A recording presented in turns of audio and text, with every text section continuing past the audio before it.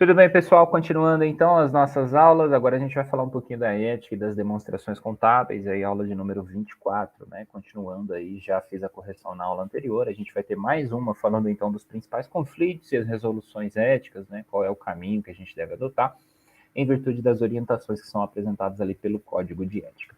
Bom, sobre as demonstrações contábeis, a primeira coisa que a gente tem que ter em mente é justamente a estrutura mínima para o chamado relatório financeiro, né? Por isso que eu trouxe aqui para que vocês deem uma lida e revejam aí. Isso normalmente é estudado em teoria da contabilidade, em outras disciplinas mais teóricas, né? Que seria a NBCTG 00.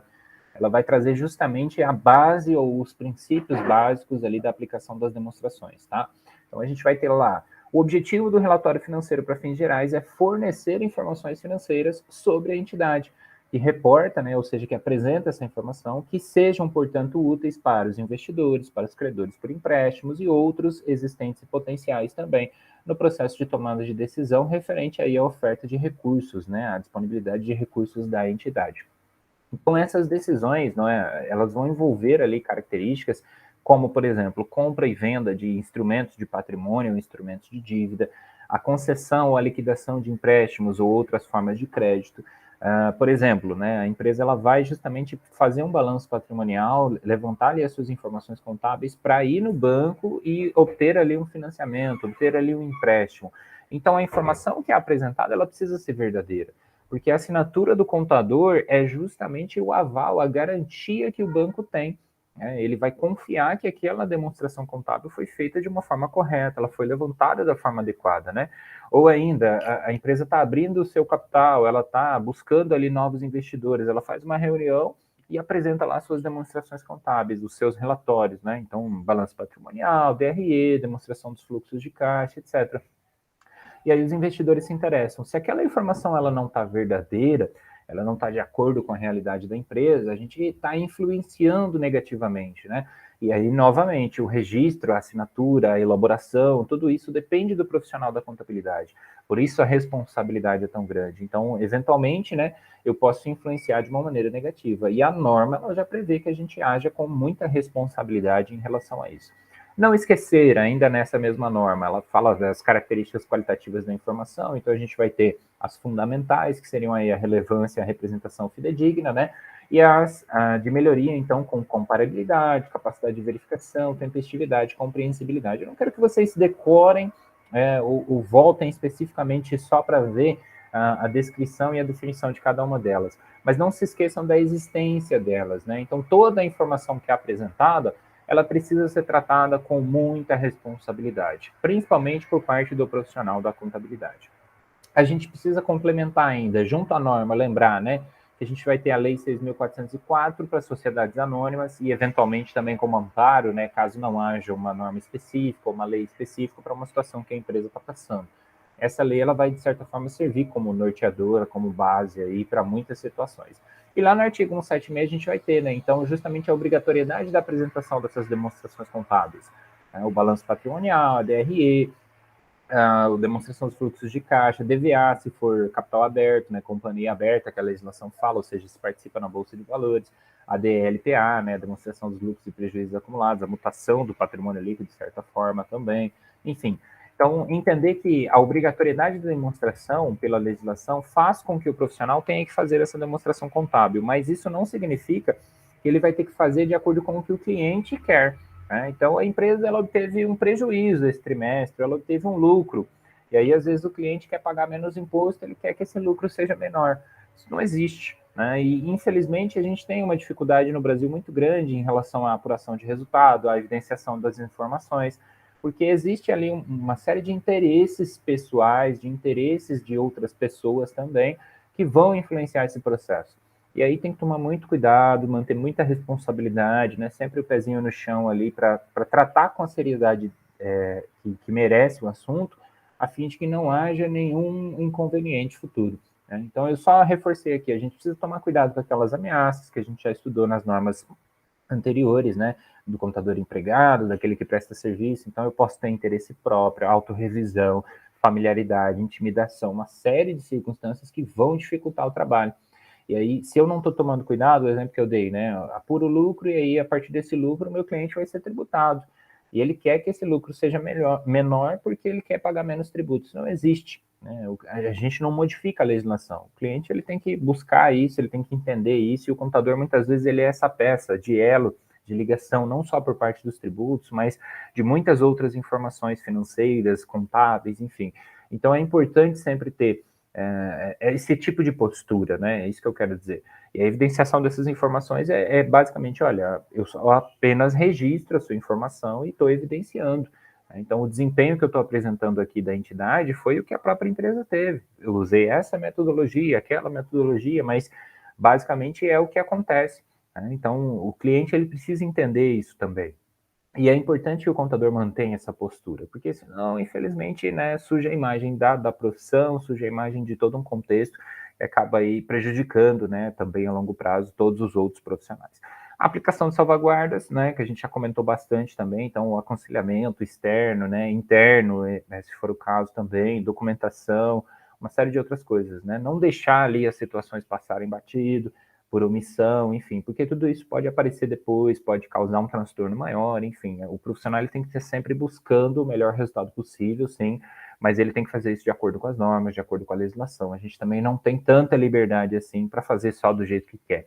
Né? Então, nesse mesmo sentido ainda eu coloquei aqui que a gente tem que tomar esse cuidado, porque todas as demonstrações vão ser registradas, ainda que a gente faça esse processo digital hoje, mas elas são registradas com a assinatura, né, pelo próprio profissional ali.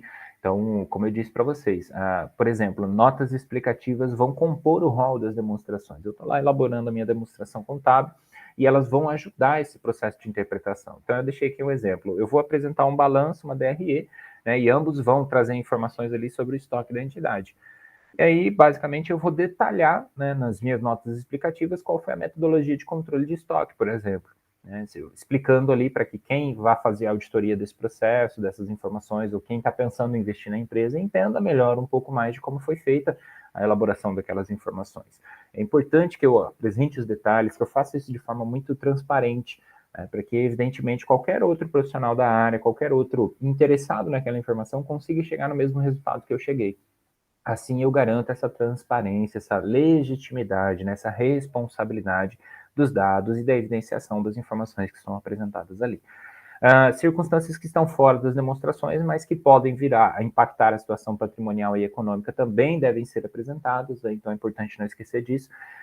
O exemplo que eu trouxe aqui é o caso da NBC-PG, da NBC-TG, desculpa, 25, provisões e passivos contingentes, ativos contingentes também. Enfim, a empresa ela possui, por exemplo, um processo trabalhista. E ela sabe que ali a sentença pode chegar até 50 mil reais, por exemplo, numa estimativa que ela fez. É importante que ela traga essa informação. Se ela não está trazendo isso como provisão, ela tem que apresentar isso como um passivo contingente, que pode ou não vir a acontecer, enfim. Então, é importante que a gente tome esses cuidados e tente trazer o máximo de detalhes e transparência possível, tá? Espera-se muito isso, e aí é preciso que haja um cuidado muito grande, porque as informações hoje, né, como nós sabemos, elas são muitas vezes públicas, elas são apresentadas aí e ficam à mercê da interpretação de muita gente. Então, uma vez que eu levo alguém induzo alguém ali ao erro, né, a interpretação incorreta de algo, eu estou fugindo justamente da conduta ética que é esperada dessa minha profissão, tá bom? E aí, só para fechar, eu coloquei aqui, né, parte do nosso comportamento, a suscetibilidade, né, a nossas circunstâncias nos levam, evidentemente, ao erro. O ser humano, ele erra, ele é falho, mas aí espera-se do profissional justamente essa busca para diminuir esse risco, para diminuir as circunstâncias de erro, eventualmente corrigir os erros que acontecem. Então, a gente busca cursos, a gente busca ali o estudo das normas, as experiências de outros profissionais, justamente para ir melhorando a nossa capacidade. E aí eu tenho que entender que o desconhecimento ele não é justificativa para o erro. Eu trouxe aqui até o artigo 21, que ele vai falar justamente dessa ideia, né? O desconhecimento da lei ele é inexcusável, ou seja, ele é imperdoável. Então, se eu cometo ali um crime, mesmo sem saber que aquilo é crime, eu não vou estar só por isso defendido ali do meu crime, né? Eu não vou necessariamente ter aí um abono da minha prática ilegal. Então, eu preciso buscar essa informação. O cliente me pediu alguma coisa que eu ainda não conheço, que eu não trabalhei. Vai lá, estuda, confere, enfim, busca a informação. Se mantenha o máximo atualizado possível, em relação aí à parte técnica, aos procedimentos e tudo mais, né? Ninguém sabe tudo, mas não caia nessa conveniência, né, de desconhecimento ou do erro constante ali, simplesmente pela ausência dessa busca, desse cuidado, de zelo aí com a profissão, dos procedimentos, em todos os aspectos, tá? Então, lembra sempre que vai ser responsabilidade sua, como profissional, garantir justamente essa boa-fé, né, nas práticas da profissão. Então, isso leva-se em conta tudo, né? Desde a parte contábil, a parte fiscal, enfim, os registros, a evidenciação das informações e etc. Né? Então, tudo isso acaba, de certa forma, caindo como responsabilidade. É uma profissão, como todas as outras, né? Possui ali uma gama muito grande de responsabilidades, né? Nem sempre a gente que está no meio sente muito isso, né? O ônus, o peso, ele é muito maior do que a recompensa, do que o bônus, parece sempre assim. Mas se vocês forem parar para pensar, é relativamente igual a qualquer outra profissão. Né? De certa forma, a gente sabe que todas as profissões têm ali as suas complicações, têm os seus desafios, têm suas circunstâncias a serem observadas, né? E aqui não é diferente, tá? Então, estamos falando de empresas, de números, mas sempre lembrar que essas empresas, esses números são também pessoas interessadas em investir, empregados por ela, que dependem de uma forma financeira, por exemplo, enfim. Então, a gente sempre tem que tomar cuidado em relação à extensão das nossas atitudes quanto à atividade contábil, tá bom? E lembrar disso, né? O desconhecimento, ele não justifica o erro de forma alguma, não só no sentido legal, mas também no sentido técnico da coisa. Agora, errei, corrigi, vou buscar ali melhorar, enfim, aí já é a atitude esperada do profissional, esse zelo, esse cuidado de realmente, assim, o mais cedo possível, percebendo o risco, percebendo o próprio erro, às vezes até fazer, respectivamente, a correção. Né? E para essas coisas também as normas já prevêem algumas práticas, prevêem ali a legislação também prevê em diversas circunstâncias, né, a correção de erros, retificação de declarações, etc., justamente por isso, porque sabe-se, né, que é possível que isso aconteça. Mas não quer dizer que o profissional identificou o erro, ele vai simplesmente ignorar. Né? Então tem que tomar esse cuidado e achar esse equilíbrio. Como eu disse, não é uma profissão tão simples, tão fácil, ela requer muito estudo, requer muita dedicação, né? Mas é justamente para quem gosta. Então, assim como as outras. Então, uma vez que o profissional está no meio, ele tem que, de fato, jogar o jogo de acordo com as regras, né? Senão, cada um faria o que quer e a gente não teria aí uma profissão regulamentada e funcionando num país como o Brasil, por exemplo, tá? Então, espero que eu tenha explicado as principais características, né? Como eu disse, é uma aula resumida, simplificada, para a gente poder apenas analisar os principais aspectos.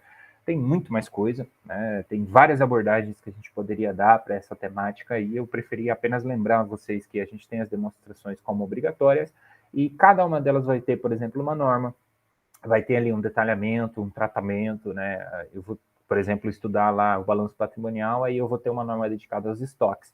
Então, se eu tenho dúvida, é nessa norma que eu vou, justamente para não cometer os erros. Né? Então, se eu nunca li a norma, como é que eu vou poder dizer depois que eu não sabia que a norma existia ou que, enfim, né, eu não busquei aquele conhecimento? Então, o erro está no profissional mesmo.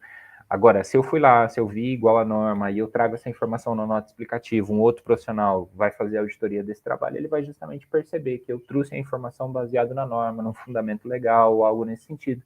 E aí eu vou trabalhando de uma forma que qualquer um que fizer a mesma coisa que eu vai chegar no mesmo resultado. Então não há manipulação, não há um conflito de interesses e não há todos aqueles problemas que a gente viu que a nossa profissão está sujeita, né? As várias ameaças que a gente tem aí ao longo dos trabalhos.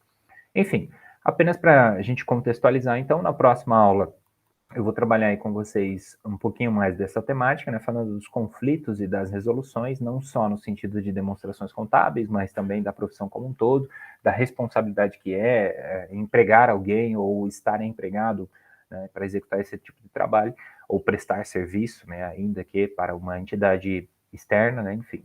E aí a gente vai entender um pouquinho mais das situações que podem vir a acontecer e qual é o caminho, né, mais simples que ele seja, mas ele precisa ser praticado, qual é o caminho para resolver os conflitos, principalmente no âmbito ético, né, no âmbito das sanções e das punições éticas aí, de acordo com o código e as normas complementares, beleza? Então, obrigado pela atenção, vejo vocês na nossa próxima aula, até lá!